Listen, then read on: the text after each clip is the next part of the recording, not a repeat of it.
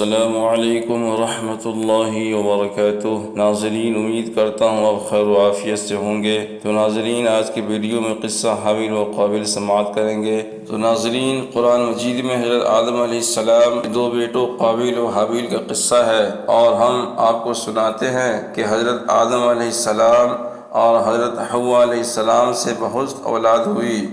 انہی میں دو بچے قابیل و حابیل تھے۔ قابیل بڑا لڑکا تھا، لیکن یہ ماں باپ کا کہنا نہیں مانتا تھا۔ حابیل چھوٹا بھائی تھا جو ماں باپ کا کہنا مانتا تھا۔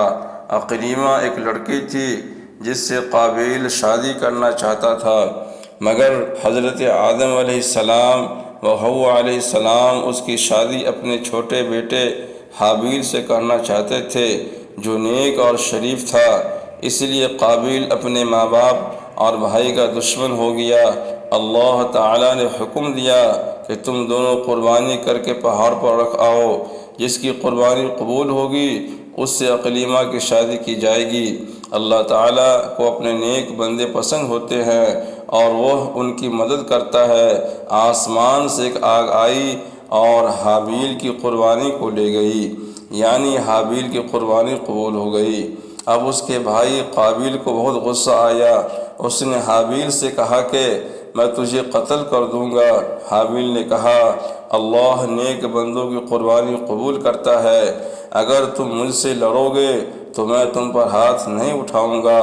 آخر ایک دن قابیل نے انہیں قتل کر دیا۔ دنیا میں یہ پہلا قتل تھا جو قابیل نے اپنے بھائی حابیل کا کیا۔ قتل کرنے کے بعد قابیل کو فکر ہوئی کہ حابیل کی لاش کیا کرے، کس طرح چھپائے۔ اس نے دیکھا کہ ایک کوا چونچ سے زمین کھود کر ایک دوسرے مرے ہوئے کوے کو دفن کر رہا ہے۔ تب اس نے اپنے بھائی حابیل کو زمین کھود کر دفن کر دیا اور خود جا کر آگ کی پوجا کرنے لگا۔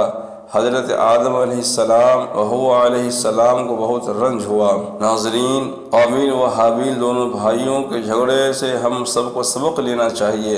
ہمارا حقیقی بھائی یا مسلمان بھائی اگر ہم پر زیادتی کرے تو بہتر یہ ہے کہ ہم صبر کریں اور اپنے بھائی پر ہاتھ نہ اٹھائیں۔ قابیل نے اپنے بھائی کو قتل کیا، قیامت تک لوگ اس پر لعنت کرتے رہیں گے اور آخرت میں اللہ کے عذاب کا مستحق ہوا، اور حابیل کو قیامت تک لوگ اچھا کہتے رہیں گے اور جنت کا وارث ہوا۔ تو ناظرین، آج کا قصہ ختم ہو، اپنا خیال رکھیں۔ السلام علیکم ورحمۃ اللہ وبرکاتہ۔